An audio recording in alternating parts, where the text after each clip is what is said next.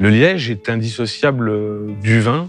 On se sert un verre de vin, on peut observer la couleur du vin, on peut le sentir, on peut le mettre en bouche, mais on ne peut pas le toucher. Et le liège est souvent un moment de contact entre le vigneron et le consommateur.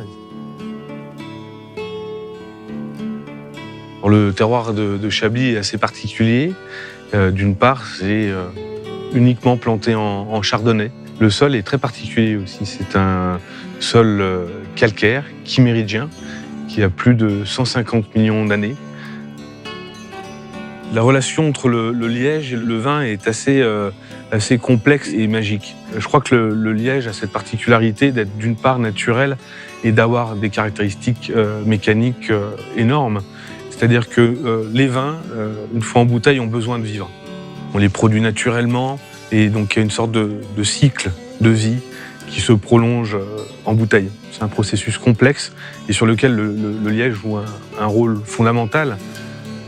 C'est-à-dire que le liège doit être imperméable, bien entendu, mais il doit être aussi laissé passer de petites quantités d'oxygène, ce qui permet au vin d'évoluer, aux molécules d'évoluer. Et cette maturation, elle peut se faire. Cette complexité peut s'opérer à partir du moment où on a des lièges de qualité. Et le liège a en ça quelque chose de très fort avec le vin, c'est qu'il y a cette notion de tradition, de culture, quelque chose de naturel, mais aussi de la recherche-développement.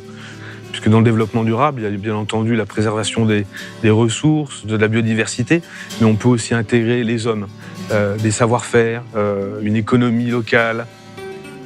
J'ai pu ressentir dans la forêt, c'est un peu cet amour et la passion que peuvent avoir les paysans à travailler cet arbre si généreux et si magique. Et il y a quelque chose d'un petit peu unique là-dessus et sur lequel nous, Domaine La Roche, nous sommes très sensibles à ça.